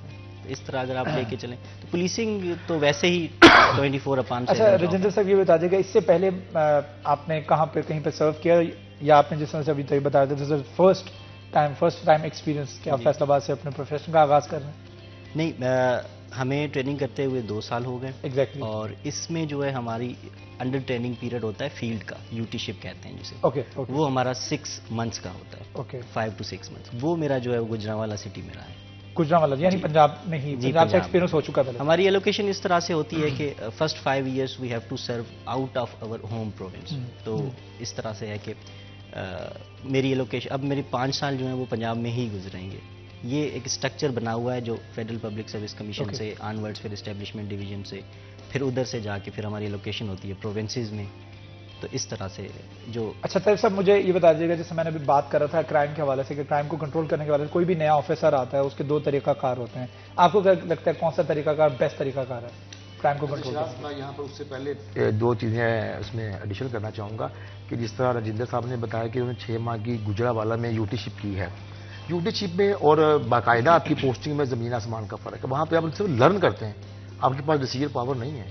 यहाँ पे आपके पास डिसीजन पावर है, यहाँ से प्रैक्टिकल ग्राउंड में। प्रैक्टिकल ग्राउंड में आपसे पूछा जाएगा कि खुदा ना ख्वास्ता ये मर्डर हुआ क्यों, क्या मुलजमों का बना, अगर ये ब्लाइंड मर्डर है तो वाई अभी तक मॉक एक्सरसाइज नहीं है। ये वो नहीं है, वो मॉक एक्सरसाइज होती है।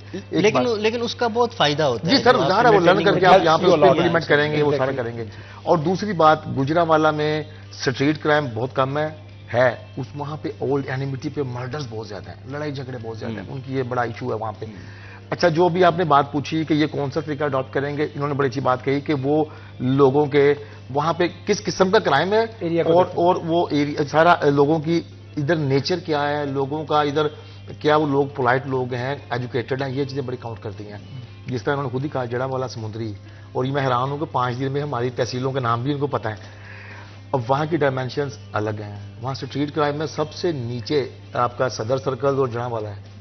अगर डेली की सपोज 110 वारदातें हो रही है तो उनमें से पूरे सर्कलों में उनके 8-8, 9-9 थाने हैं दोनों के, और उनमें से वहाँ पे 4 से 5 स्ट्रीट क्राइम है। वहाँ पे झगड़े बहुत ज़्यादा हैं, वहाँ पे सोडोमी केसेस हैं, वहाँ पे रेप केसेस हैं, वहाँ पे अटेम्प्ट मर्डर है, वहाँ मर्डर है।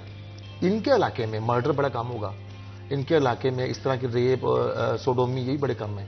इनको चैलेंजेस हो गए स्ट्रीट क्राइम में, और सबसे बड़ा सोशल क्राइम जिसको मैं कहता हूँ वो इनके गुलाम अहमदाबाद के इलाके में जुआ बहुत ज़्यादा, मंशियात जिस तरह कंजेस्टेड मैंने पहले बताया मोहल्ले हैं, वहाँ से आपको बड़ी आसानी से हर किस्म की मंशियात मिल जाएगी। और फैसलाबाद में जराइम होने की सबसे बड़ी जगह टॉप 2, आप मुझसे रीजन पूछें, मैं अपने एक्सपीरियंस के हिसाब से बताऊंगा, एक इलीगल वेपन्स, एक आइस। ये चीज़ें अगर फैसलाबाद में इनके ना हो, ख़त्म हो जाएं, आप यकीन करें फैसलाबाद आप खुद कहेंगे यार ये तो न्यूयॉर्क बन गया। हालांकि वहां भी क्राइम होता है, ये उससे भी रिड्यूस हो सकता है। ये 2 चीजें आपको फैसलाबाद की हर जगह से, कोई मोहल्ला ले लें, शिराज आप चैलेंज नहीं कर सकते कि आपकी गुलबर्ग कॉलोनी जो जहां पे आप रहते हैं वहां पे ऐसा कुछ नहीं, नॉट एट ऑल। आपको हर घर में असला मिल जाएगा, बड़ी आसानी से दस्तयाब है असला, और बड़े ही लो रेट पे दस्तयाब। आप कहेंगे जी मेरे पास 500 उस तरह का पिस्टल मिल जाए, आपको वो मिल जाएगा। एक गोली चलानी है ना आपने। इलीगल वेपन को किस तरह से कंट्रोल किया जा सकता है, जिस तरह तैयब मकबूल साहब ने बताया, और इसके साथ साथ किस तरह से उन चीजों को, उन रूट्स को नेविगेट किया जा सकता है, इस पर भी गुफ्तगू करेंगे। लेकिन एक छोटा सा वक्फा लेना, वक्फे के बाद दोबारा हाजिर होंगे। कहीं मत जाएगा, हमारे साथ रहेगा।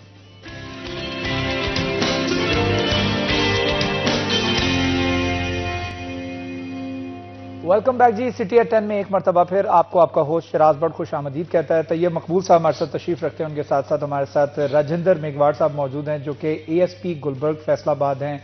नई उनकी पोस्टिंग हुई है, and the unique thing is कि वो पाकिस्तान की हिस्ट्री में पहले ASP हैं जो कि हिंदू कम्युनिटी से ताल्लुक रखते हैं। This is honour for us कि वो आज हमारे दरमियान मौजूद है, और फैसलाबाद में पोस्टिंग होते ही वो सिटी 41 के मेहमान बने हैं। Sir thank you so much once again. और मैं आपसे ये पूछना चाहूंगा, why policing? Is this your मतलब एक्सीडेंटली आप इस शोबे में आ गए या आप हमेशा से इसी में आना चाहते थे? देखें जी, सबसे पहले एज CSS एस्पिरेंट हमारा यही ख्वाब होता है कि यार कैसे भी करके रिटर्न निकल जाए हमारा, ठीक है। तो हमारा जैसे ही रिटर्न, मैं आपको प्रैक्टिकल बात कर रहा हूँ, तो हमारा जैसे ही रिटर्न निकलता है उसके बाद फिर हम कहते हैं कि यार अब हमने जो है वो करना है कि कौन से काडर में जाना है। तो 12 ग्रुप्स हैं उसमें। तो पुलिस की हमारे पास प्रैक्टिकली सिंध में उसकी नुएसेंस वैल्यू भी ज़्यादा है। वो मैं बात करूँगा सोसाइटल प्रैक्टिकल, लेकिन उसके अलावा पुलिस में रह के, यूनिफॉर्म फोर्स में रह के आप वो काम कर सकते हैं जो आप रेलवे में नहीं कर सकते, जो आप इवन एडमिनिस्ट्रेशन में नहीं कर सकते, ठीक है, जो इवन आप IRS, कस्टम्स, फॉरेन सर्विसेज उनमें आप नहीं कर सकते। जैसे मैं आपको एक मिसाल देता हूँ कि 2 दिन पहले इलाका रजाबाद में एक जो है वो कॉल चलती है रात को 8 बजे कि 2 छोटी बच्चियां मासूम, एक की उम्र थी 3 साल, एक की 3.5 साल, वो कोई 4 बजे से घर से निकली हैं और वो गायब हो गई हैं, ठीक है। ये उन्होंने खुद से भी वो तलाश कर रहे थे, जाहिर सी बात है बुरसा। तो वो 8 बजे उन्हें हमें इतला दी, तो मैं उधर पहुंच गया, मैंने अपने 2 SHO बुला लिए, हमने अपनी MCs बाइक्स बुला ली, उसके अलावा हमने डॉल्फिन वाले बुला लिए, हमने पूरा सर्च ऑपरेशन किया पूरे एरिया का, CCTV कैमराज चेक किए, हमने टेक्निकल वो किया कि यार, क्योंकि हमें ये भी होता है ना कि अब 3 साल की 2 बच्चियां अगर वो लापता हैं 4 बजे से, तो वो तो 3 साल की बच्ची तो वो होती है जो मोहल्ले में, मैं तो कहता हूँ 4-5 जो घर होते हैं ना, उनसे भी दूर वो नहीं जाती, ठीक? गली में। और इस तरह के भी लोग हैं हमारे मुआशरे में, क्या पता वो खुदा ना खास्ता, अल्लाह ना करे किसी की बच्चियों के साथ कुछ हो, मैं तो कहूँगा ना हो, ठीक। लेकिन अब उसको फिर हमने जो है वो तलाश किया, ढूंढा, फिर जाके हमें वो साथ वाली कॉलोनी में जो है वो बच्चियां जाके मिली हैं, हमने डेजर्टेड प्लेसेस भी देखे, काफ़ी सारा हमने सर्च किया। तो वो जब बच्चियां हमें मिली हैं उसके बाद जो हमें खुशी मिली ना, पर्सनली मुझे, मैं तो I don't talk about others, parents के एक्सप्रेशन और पेरेंट्स के एक्सप्रेशन और उनकी आंखों में आंसू, वो सारा कुछ, ये जो चीज़ है ना, ये आपको किसी और सर्विस में नहीं मिलेगी जो आपको पुलिस में मिल सकती है। ये जो सुकून कल्ब हासिल होता है वो उसका कोई नेमल बदल नहीं है। शराज, हम अक्सर कहते हैं ना कि जो सरकारी मुलाजमीन है पब्लिक सर्वेंट है, एक्चुअली पब्लिक सर्वेंट ये पुलिस डिपार्टमेंट है। दीगर आप किसी पटवारी के पास जाते हैं या BC ऑफिस जाते हैं, उधर आप बड़े सिक्योर किस्म के माहौल में बैठ के बातें करते हैं। इधर खुदा न खास्ता आपका पुलिस से इंस्ट्रक्शन तब होगा जब आपके साथ कोई मसला है। ये खुद भी इनसिक्योर है, आप तो हैं ही, जब ये आपके पास चल के आ गए जी हमारे उस पे फलां बंदे ने फायरिंग की है, खुदा न खास्ता अटेम्प्ट मर्डर हो गई है। इस पे मैं आपको जी प्लीज करिए सर, प्लीज करिए। इस पे ये है कि देखें ना, उसी रात फिर रात को 3 बजे हमें जो है मुझे कॉल आती है मेरे SHO की, गुलबर्ग की। वो मुझे कहता है कि सर हम एक जो है वो एक वाइट करोला गाड़ी थी, उसमें 4 लोग आते थे, वो वारदातें करते थे, शॉप लिफ्टिंग करते थे, उनके पास वो औजार वगैरह है, वो दरवाज़ा काट के उधर से सामान वामान लेके चले जाते थे। उन पे कोई 29 मुकदमे भी हैं दर्ज, FIRs हैं 29। तो अब वो कॉल आती है कि सर वो बंदे ट्रेस हो गए हैं, गाड़ी दोबारा एंटर होगी, उस पर भी हमने बंदे लगाए हुए थे उनके पीछे। तो वो जैसे ही गाड़ी इंटर होती है हमारे एरिया में तो हम उनके पीछे लग जाते हैं, SHO उनके पीछे लग जाता है, उसके अलावा डॉल्फिन्स वाले सारा। फिर जो है वो जब हम उनको इंटरसेप्ट करने की कोशिश करते हैं, उधर से फायरिंग हो जाती है, पुलिस से भी फायरिंग हो जाती है। फिर वो तकरीबन कोई 1-1.5 किलोमीटर तक वो फिर वो चलता रहता है। फिर उसमें जो एक जो डाकू होता है वो ज़ख्मी हो जाता है, 3 वो जो है गाड़ी छोड़ के भाग जाते हैं। वो अलग बात है कि वो आगे उसको हम हॉस्पिटल शिफ्ट करते हैं, तो दौराने उस शिफ्टिंग के उसकी जो है वो डेथ हो जाती है। तो अब ये देखिए ना, रिस्क कितना है। पुलिस, मैं भी उधर पहुंच जाता हूँ, फिर SP साहब भी आ जाते हैं। तो इसमें देखें ना आप, ये मैं कह रहा हूँ कि ये इस तरह की सर्विस है पुलिसिंग, जिसमें आप अपनी लाइफ भी रिस्क करते हैं, सारा कुछ करते हैं, लेकिन अल्टीमेटली जो वो एक हैप्पीनेस और एक जो आपको खुशी मिलती है ना, ये आपको बाकी सर्विसेज में नहीं मिलती। अब ये एक डाकू मर गया, 3 भाग गए, मुझे यकीन है कि उनमें से कोई ना कोई जख्मी भी जरूर हुआ होगा, ठीक है, जिस तरह की फायरिंग हुई है सारा कुछ। तो अब ये इस तरह की वारदातें अब फैसलाबाद गुलबर्ग में नहीं होंगी, ठीक। हम उन तीनों के पीछे भी हैं, वो 3 काफ़ी जल्द पकड़े जाएंगे, हम उनके पीछे हैं। अच्छा। और आपसे भी हम कहते हैं कि दुआ करें कि पकड़े जाएं इस तरह के नासिर, और ये इस तरह की वारदातें फैसलाबाद में दोबारा हों। CTO साहब का भी हमें इस पे हुक्म है कि ये जो गैंग है पूरा 4 लोगों का, ये जो वारदातें करता रहता है, इस पे काम करें, इस पे हम वर्क कर रहे हैं इंशाल्लाह इसको भी हम जो है वो करेंगे, जी पकड़ेंगे। जी सर, तैयब इनकी बात में एक और चीज ऐड करता हूं मैं। जो डाकू मारा गया है ना, वो ना सिर्फ रिकॉर्डर था, बल्कि लास्ट मंथ उन्होंने एक वारदात भी की। वारदात की। गुलबर्ग के करीब फर्नीचर शोरूम में गए, वहां पे गार्ड आ गया, गार्ड को सडन मर्डर कर दिया इन्होंने। ये वो डाकू गैंग था। गार्ड को उन्होंने जख्मी किया, गार्ड को उन्होंने गोलियां मारी हैं, उनका जो मसाना है वो भी जो है वो खराब हो गया, इवन ही के नॉट वॉक, वो एक बेड रिडन हो गए। ओह तो अब देखें उन्होंने इस तरह की जिंदगियां भी तबाह की हुई हैं।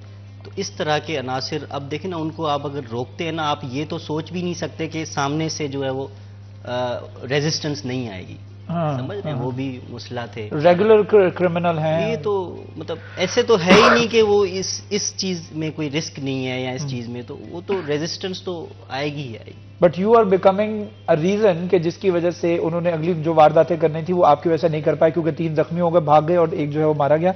तो this is the only reason. अगर वो ना पकड़े जाते कल को दोबारा आते, वो उस रात भी वारदात करने ही आए थे। वो उस रात भी वारदात शायद कर अभी ये कंफर्म नहीं कि वो तीनों जख्मी हैं हैं, क्या या है, कोई, कोई लेकिन confirm एट नहीं लीस्ट उनका साथी मर गया। अब वो बड़े अरसे के लिए वारदात नहीं करेंगे, कम से कम फैसलाबाद में नहीं करेंगे। अब नहीं, पता अगर लगे कि करते हैं तो हमारे हमारे ऊपर पास नजर जी, उसका वो भी तो फिर उसका आ भी जाएगा। हल है। Exactly। यानी हम जो है वो पुलिस की नजरों से ओझल नहीं है। अब नहीं ओझल। They are mindful of the fact कि Yes। भाई अब हम इस इलाके में तो नहीं जाते, इधर तो नहीं जाते, या इस शहर में तो नहीं जाते, बिकॉज उनको पता है कि अब हमारे ऊपर बड़ी कड़ी नजर है। एग्जैक्टली। और अगर वो यहाँ आए तो वो definitely they're gonna be cot.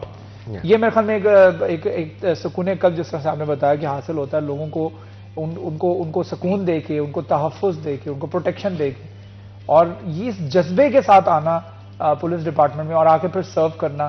तो मैं आपको डेफिनेटली यकीन दिलाता हूं कि this kind of person is 100% going to grow in this profession, because this is one of the most noble profession.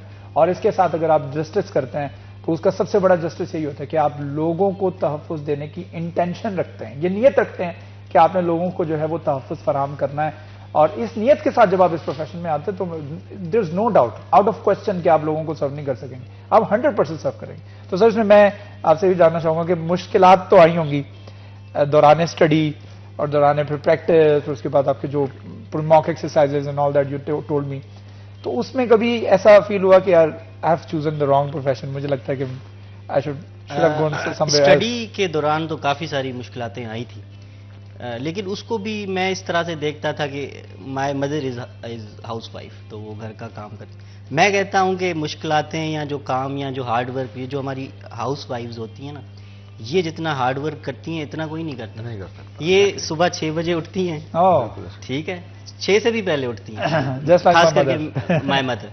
वो रात को जाके 11-12 तक, जब तक उसमें उन्होंने खाना भी करना है बच्चों का, उन्होंने घर को भी लुक आफ्टर करना है सारा, और ये अनपेड जॉब है उनकी, Yes। हाँ हाँ, ठीक है। सबसे बड़ी तो बात। मुझे सुबह क्या जब खूबसूरत बात की थे सर। मुझे सुबह उठना होता था 5:30-6 बजे पढ़ने के लिए, मैं उठ जाता था। मैं लाहौर में रहता था, स्टडी के लिए मैं लाहौर आया था। तो मैं कभी कभार ना, बंदा अलार्म रख के कहता है यार मैं सो जाता हूँ, चलो कोई नहीं 2 घंटे और सो। मेरे जहन में यही ख्याल आता था कि यार my mother would be awake, अभी वो जाग रही होंगी, अपना काम कर रही होंगी। अगर वो उठ गई है, अपना काम करी, तो मैं क्यों सोया वो?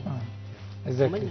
तो इससे मुझे मोटिवेशन आती थी। और मोटिवेशन अगर हमने लेनी है ना, तो आई वुड से कि we should look within, without बाहर देखने से। अगर आपको किसी और को आइडलाइज करने से, आपके घर में आपके फादर, आपके मदर, उनसे ज्यादा हार्ड वर्किंग, उनसे ज्यादा लविंग, उनसे ज्यादा caring.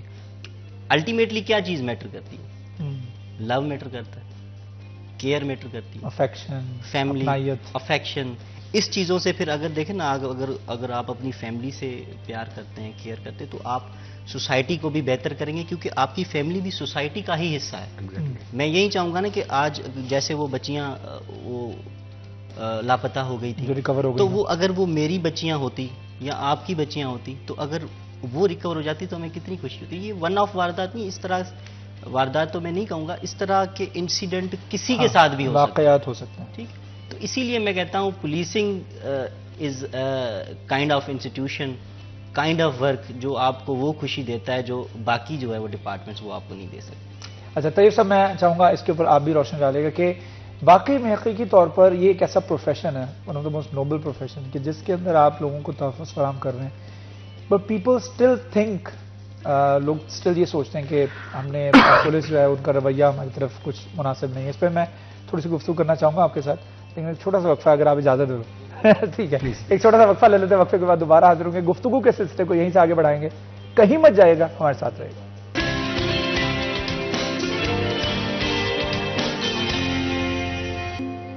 Welcome back ji. City at 10 में एक मरतबा फिर आपको खुशामदीद कहते हैं और आपको यहां से ताज़ा तरीन खबर से आगाह करते चलें कि इस वक्त चन्योट और गिरदोनवा में जल्जले के झटके महसूस किए गए हैं। लाहौर समेत चन्योट और इसके साथ साथ इसके गिरदोनवा में जल्जले के झटके महसूस किए गए हैं और जल्जले की जो अगर शिद्दत के हवाले से बात करें तो वो अभी तक सामने नहीं आई, लेकिन बहरहाल लाहौर समेत कई दीगर शहरों के अंदर पंजाब के जल्जले के झटके महसूस किए गए। इसके साथ साथ फैसलाबाद में भी जल्जले के झटके महसूस किए गए। जल्जले के झटके महसूस करते ही लोग जो हैं वो इमारतों से, बिल्डिंग से, अपने दुकानों से जो है वो कलमे का विर्द करते हुए सड़कों पर बाहर निकल आए।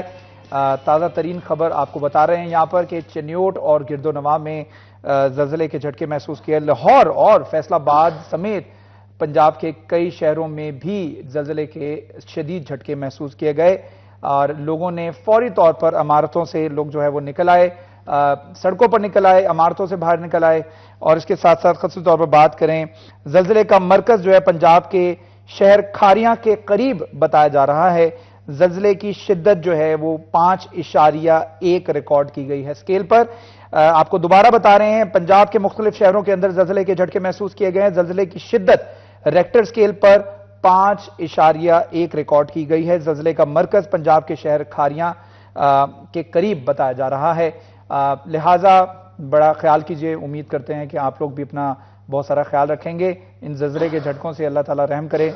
और प्रोग्राम को आगे बढ़ाते हैं। हमारे साथ मौजूद हैं तैयब मकबूल, इनके साथ साथ राजेंद्र मेघवाड़ भी मौजूद हैं। हम गुफ्तगू कर रहे हैं फैसलाबाद में क्राइम को कंट्रोल करने के हवाले से पुलिस जो है किस हद तक अपनी कारकर्दगी अदा कर रही है और इसके साथ साथ शहरियों को भी बतौर शहरी किस हद तक अपना रिस्पॉन्सिबिलिटी शो करनी होगी, जिम्मेदारी शो करनी होगी।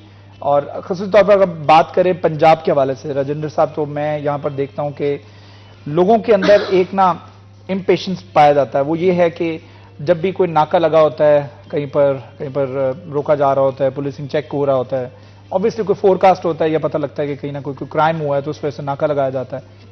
लोगों के अंदर पेशेंस बड़ा कम है। लोग नहीं चाहते कि उनके वो पुलिस के साथ ताउन करें। तो ये खासतौर पर रवैया ना पंजाब के अंदर बहुत सारा देखा गया। क्या ये आपको सिंध में भी नजर आया था कि या सिर्फ एक्सक्लूसिवली हम जो आपको बता रहे हैं पंजाब में ही है कि लोग ताउन बड़ा कम करते हैं? लोग जल्दी जल्दी खत्म करो यार, मुझे क्यों चेक किया जा रहा है, मेरा तो लाइसेंस भी बिल्कुल प्रॉपर है, मेरे तो बस गाड़ी की कॉपी भी है, रजिस्ट्रेशन भी है, गाड़ी में रजिस्टर्ड भी है, मुझे फिर ये शक की निगाहों से क्यों देखा जा रहा है? वो शख्स अपने आप के ऊपर, अपनी ईगो के ऊपर इसको ले लेता है चीज को। तो मेरे ख्याल में ये नहीं होना चाहिए, लोगों को ताउन करना चाहिए पुलिस के साथ। जी बिल्कुल आप ठीक कह रहे हैं, लेकिन इसमें मैं अगेन कहूँगा कि हम लोगों को एजुकेट भी नहीं करते ना, कि लोगों सिटीजन्स ने किस तरह से बिहेव करना है, किस तरह से पुलिस के साथ तावन करना है। हम जो है अपनी स्कूल्स में, ठीक है, अब आप जापान में देखें, यहाँ पे भी यूएस चले जाएं, तो वो उनके कम्युनिटी में किस तरह से रहना है, मोरालिटी पे वो सारे उनके वो जो प्रोग्राम्स होते हैं जो स्कूलिंग से लेके यूनिवर्सिटी तक वो उनके चलते आते हैं। तो हम इनमें लोगों को मैं ब्लेम नहीं करूँगा, लेकिन ये ज़रूर है कि जो लेकिन अक्सर ये जो बदतमीज़ी करते हैं पुलिस के साथ, या वो अक्सर पढ़े लिखे लोग ही करते हैं। ये बात सीपीओ साहब ने भी बात की थी। ये देखिए ना, अब पढ़े लिखे लोग अक्सर कहते हैं मैं वकील हूँ, या मैं फलां हूँ, या मैं जो है वो डॉक्टर हूँ, या मैं कुछ जर्नलिस्ट हूँ, या कुछ भी XYZ। तो अब अगर आप पढ़े लिखे बाशऊर इंसान हैं, माशरे के सिटीज़न हैं, तो आपको तो ज़्यादा ख्याल करना होगा इसमें, वरना ऑफ इंसिडेंट्स भी हो जाते हैं। पुलिस अफसर भी बाज़ औक़ात जो हमारे नाकों पे लगे होते हैं वो भी बदतमीज़ी कर लेते हैं, लेकिन उनका फिर हमारे पास हल है। हमारे पास जैसे ही इस तरह की कोई चीज़ आती है तो हम उस पर क्विक एक्शन लेते हैं। सीपीओ साहब का इसमें जो है वो हुक्म है कि कोई भी इस तरह का वाक़या होता है, पुलिस ऑफिशियल अगर करप्शन में या बदतमीज़ी में या इन चीज़ों में वो आता है, तो उस पर हम उनको हमारे पास सज़ा और जज़ा का कॉन्सेप्ट है पुलिस में। ये वाहिद महकमा है जिसमें सज़ा भी हम देते हैं और उनको और स्पीडी ट्रायल है। Speedy trial. अच्छा, तो ये सब मैं चाहूंगा इस पर आप भी रोशनी, क्योंकि आप रिपोर्टिंग करते हैं, आपको पुलिस का रवैया भी पता है, लोगों का रवैया भी पता है। मैं चाहूंगा इसके ऊपर थोड़ी सी रोशनी। शराज, पुलिस का रवैया बिल्कुल मैं समझता हूँ ब्लैक शीप्स मौजूद हैं, ऐसा होता है हर वो हर डिपार्टमेंट में, यू नो, हर सिविल सोसाइटी में किसी भी कैटेगरी में आप चले जाएं ये है। लेकिन पुलिस का रवैया या दीगर रवैये तब ही वो परवान चढ़ते हैं जब हमारा रवैया वैसा होगा। अगर मुझे रोका है, मुझे जरूरत नहीं है बताने की मैं जर्नलिस्ट हूँ। मैं अब एसओपी जो रियासत की जिम्मेदारी है, किसी को भी चेक किया जा सकता है। आप अगर उस पर इसको लार्ज कैनवस पे देखें, आपकी प्रॉपर्टी की रियासत को जरूरत है, आपकी प्रॉपर्टी लेने की रियासत पाबंद है। ये पुलिस डिपार्टमेंट रियासत है, आपकी सिक्योरिटी के लिए आपको चेक किया जा रहा है। एक आर्डर आ गया आईजी पंजाब से, आरपीओ फैसलाबाद से, सीपीओ से कि खुदा न खास्ता ये बड़ा क्राइम जो है वो अकर हो चुका है, अब आपने हर गाड़ी चेक करनी है जो व्हाइट कलर की हो, उसमें ये क्राइम हुआ है। अब व्हाइट कलर की गाड़ी में सियासतदान भी हो सकता है, उसमें जज साहब भी हो सकते हैं, उसमें पुलिस ऑफिसर कोई प्राइवेट किसी दूसरे शहर से आया भी हो सकता है, बट दे आर बाउंड कि आप एसओपी पे अगर आपको पुलिस कहेगी सर आपकी गाड़ी चेक करनी है, आपको चाहिए, आपकी रिस्पॉन्सिबिलिटी है, फाइन हो जाए। बजाय आप ये कहें वो काली को क्यों नहीं चेक किया, क्यों नहीं चेक किया? अगर मैंने बताऊं कि मैं जर्नलिस्ट हूँ, गाड़ी चेक करें, अगर मेरे पास कोई इशू नहीं है, मुझे कोई जरूरत नहीं है ऐसे करने की। 2 मिनट 4 मिनट का वाक़ सिर्फ एक टाइम लगता है। हम गाड़ी से बाद में उतरते हैं, कान पे फोन पहले लगाते हैं। ये देखें मुझे कौन रोक रहा है, पता नहीं, बात करें। हाँ। मैं आप उस दिन पहले ही बात की थी कि पार्टीशन से पहले इस सब कॉन्टिनेंट में जो लॉज, उस वक्त आईपीसी थी, इंडियन पीनल कोड है, अब पीपीसी है, उधर भी तकरीबन वही कुछ है, इधर भी यही वही कुछ। उसकी सिर्फ वजह अंग्रेजों ने देख लिया था कि इस खित्ते के लोगों का मेंटालिटी क्या है। उन्होंने अपने लॉ को इतना तब भी सिविलाइज था और गाहे बगाहे सिविलाइज करते जा रहे हैं। हम आज भी वहीं खड़े हैं। आप जाएंगे किसी पार्टी के पीछे, को रिलेटिव है, को इशू थाने बन जाएगा, आपने पैंट कोट पहना है, सूटेड बूटेड शिराज, लेकिन आप दूसरी पार्टी के साथ आए हैं, वहां पे दोनों में आपस में कोई तलक कलामी हो जाती। अब सारे लोग हवालात में 24 घंटे के लिए बंद हो जाएंगे, इंसदादी कार्रवाई, नुक्से अमन। हाँ। अब आप कहते 24 बंद की, ये क्या हुआ? अंग्रेजों को पता था, उस वक्त उनको पता था कि ये खित्ता ऐसे ही रहना है, इसीलिए आज तक हमारा लॉ सिविलाइज नहीं हो सका। और हम अभी कल मुझे एक ऑफिसर ने बात बताई थी, ऑफ द रिकॉर्ड है, अब अच्छा बात उनकी मुझे पता नहीं कि ठीक है या नहीं है। उन्होंने कहा कि लाहौर में किसी बहुत बड़े बंदे का चालान हो गया, अब लाहौर में ई चलाने बंद कर दी है। कितना अच्छा सिस्टम था ई चलाने का। मैंने वायलेशन की, बजाय मुझे वार्डन रोके, मैं उससे कहूँ मैं जर्नलिस्ट हूँ, क्यों रोका है मुझे? बड़े आराम से ई चलान आपके घर पहुंच जाएगा, आपको पे करना पड़ेगा, यू हैव टू पे, अदरवाइज आप गाड़ी नेक्स्ट टाइम बंद हो जाएगी। वो बंद कर दी। ये हमारे मुल्क का जो इस वक्त हालात है, वो प्रोटोकॉल नहीं किए, फारसी कल्चर नहीं किए हैं। डॉल्फिन में कल इवेंट था, राजेंद्र साहब भी वहीं थे, हम इकट्ठे थे। एसएसपी साहब ऑपरेशंस ने रास्ते में गाड़ी देखी, उसके ऊपर एक रिवॉल्विंग लाइट ब्लू कलर की, उस पर एक एंटीना वायरलेस वाला और ग्रीन नंबर प्लेट लगी हुई थी। चेक की, प्राइवेट बंदा था। बाद में उनसे नहीं मैंने पूछा, मैंने अपने तौर पर पता करवाया, वो एक स्पेशल ब्रांच के सब इंस्पेक्टर साहब थे जिन्होंने अपना प्राइवेट गाड़ी पे प्राइवेट ड्राइवर के साथ ये सारा कुछ किया हुआ था। What is this? ये खराबियां हर जगह हैं, पब्लिक में भी हैं। अब इस तरह का रवैया, उसमें ये है कि एसएसपी ऑपरेशन साहब ने उस पर यही हुक्म दिया था कि इसको फौरी थाने में भिजवा दें। वो गाड़ी फौरी थाने में थी, ठीक है, उस पर हम कार्रवाई भी कर रहे हैं। और दूसरी बात, ये जो इस तरह के प्राइवेट लोग ये गाड़ियां रखते हैं, सरकारी हरी वो प्लेट लगा देंगे, नीली बत्ती लगा देंगे, ये सब कुछ शौक है कि इस तरह के जो है वो हरकतें करते हैं। इसमें ये है कि अगर मैं लोगों को भी आगाह करना चाहूँगा, बाकी दीगर महकमे के जो लोग हैं, एडमिनिस्ट्रेशन से हैं, बाकी भी जो भी सरकारी महकमे, उनके लोग ये अक्सर ये काम, तो बराए मेहरबानी ये काम ना किया करें, ठीक है। इसमें हम जो है वो एसएसपी ऑपरेशन साहब और सीपीओ साहब के हुक्म भी हैं कि हमारे जो भी नाकाजात लगे हुए हैं थ्रू आउट द शहर, एंट्री एग्जिट पॉइंट्स पे भी, तो इस तरह का अगर कोई भी बंदा आता है उसको हम इंटरसेप्ट करेंगे। अगर वो प्राइवेट बंदा है, नीली बत्ती लगा के वो चल रहा है, हरी नंबर प्लेट लगा के वो चल रहा है, प्राइवेट बंदा है, तो कानून में है कि हम उसको फौरी उस गाड़ी को हम थाने बंद कर देंगे, उस पर हम कार्रवाई करेंगे जो बनती है। बिल्कुल, जो बनती है कार्रवाई वो होनी भी चाहिए, क्योंकि ये एक बस शौक की हद तक है। आप जो है वो ये चीज़ नहीं कर सकते जो आपकी डोमेन नहीं है। तो एक छोटा सा वक्फा लेते हैं, वक्फे के बाद दोबारा हाजिर होंगे। कहीं मत जाएगा, हमारे साथ रहेगा।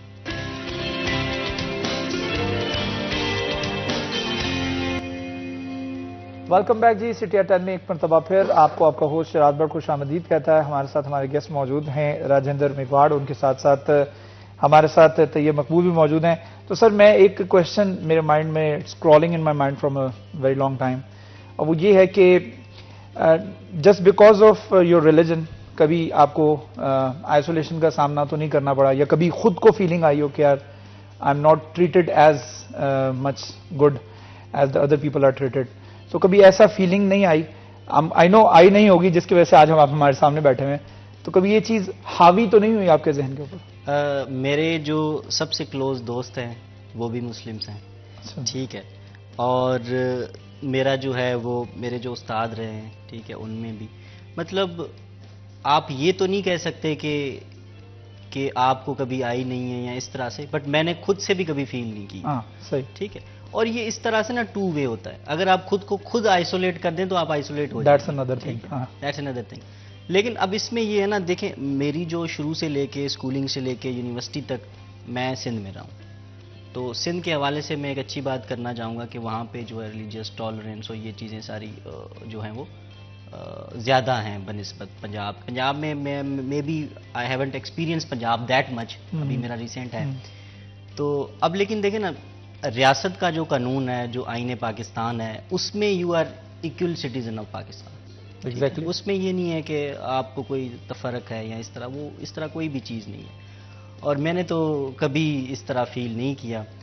और मेरा तो पुलिसिंग में आने का भी एक वन ऑफ द रीज़न भी यही था कि आप पुलिसिंग में आके जो कानून के मुताबिक हैं चीज़ें, उनको आप एज इट इज़ लेके चलें, और बिला तफरीक हमारे पास yes after being an officer, ठीक है, अब तो मेरे लिए ये चीज़ें मैटर ही नहीं करती कि कौन मुस्लिम है, हिंदू है, क्रिश्चियन है। मेरे लिए मैटर करता है मेरा आईन पाकिस्तान, मेरा कानून पाकिस्तान, जो भी पीपीसी, सीआरपीसी, कानून शहादत, बाकी चीज़ें हैं, मैंने उन चीज़ों को देखना है, उनको लेके चलना है। मेरे पास जो भी कंप्लेनेंट्स आते हैं, जो भी बुदई पार्टी आती हैं, जो भी उनकी जो भी मसाइल हैं, मेरिट देखना है, मैंने मेरिट पे क्या बनता है मैंने वो करना है। बिल्कुल बिल्कुल। मैं चाहूँगा तैयब साहब इस पर आप भी थोड़ी सी रोशनी डालेगा कि हम कितनी प्रिविलेज दे रहे हैं हमारे, क्योंकि हमारा कानून तो ये इजाज़त देता है, हमारा पाकिस्तान का कवानीन आईन पाकिस्तान ये इजाज़त देता है, लेकिन कई लोग जो होते हैं ना, लोगों का माइंडसेट ऐसा होता है जी, नेम प्लेट पढ़ के अच्छा जी ठीक है, अच्छा अब इसको मैं किसी और तरह से डील करूंगा। तो ये एक लोगों का रवैया और होता है। हमारे कानून तो वहाँ पे मौजूद है, लॉ इज देयर, लेकिन लोगों का रवैया जो है वो काफी क्वेश्चनेबल होता है। आपकी बात ठीक है, लेकिन अब आप ये एक कई दहाइयों पहले की बात थी, अब चीजें बहुत चेंज हैं। हाँ थोड़ा सा। अब इक्वलिटी है, अब जेंडर बेस्ड वायलेशन कोई अब देखा बना हुआ है। अब ये नहीं देखना कि वायलेशन किसके साथ हुई है, ट्रांसजेंडर है, मेल है, फीमेल है, बच्चा वायलेशन, वो वायलेशन है, सिंपल, भले चाहे किसी कम्युनिटी से। एग्जैक्टली। अब किसी भी वो कम्युनिटी का है, उसके पास जब केस आना है, अगर आप गलत हैं तो उसने आपको गलत ही कहना है, उसने ये नहीं देखना ये मेरी community on basis of races और रिलीजन नहीं है, ऐसी बात है। और दूसरा देखें, ये बड़ा अच्छा साइन है फैसलाबाद में, राजिंदर साहब की जहाँ पोस्टिंग हुई, उसमें 2-3 चीजें हैं जो मैं इंपॉर्टेंट समझता हूँ। एएसपी पहले भी आते हैं, एएसपी आके चले भी जाते हैं, रूटीन मैटर है ये जो सिंधी लोग हैं ना, मैंने पहले देखे ऑफिसर हमारे पास आते हैं, वो मेहनती बड़े होते हैं। ये अब इसकी क्या वजह ये बता सकते, बड़े मेहनती मैंने देखा है। दूसरा, हम्बल बड़े होते हैं। अगर मेहनती इंसान होता है वो किसी भी कम्युनिटी से हो सकता है। जी जी, वो कम्युनिटी की तो बात ही नहीं कर रहे हैं ना, वैसे सिंधी की बात कर रहे हैं। वो एनवायरमेंट की वजह से वो से सर 2 लोग आते हैं जो आप तैयब साहब का कहने का मकसद जो मैं समझ सकूं कि एनवायरनमेंट की वजह से Exactly. आपका सिंध का एनवायरनमेंट जो है ना वो आपको मेहनती बनाता है। हमने देखा है जो हमारे अभी पंजाब के भी एसपी इनके साथ बने, ये 30 लोग थे, पंजाब के गए होंगे। Ultimately we are Pakistani. Yes.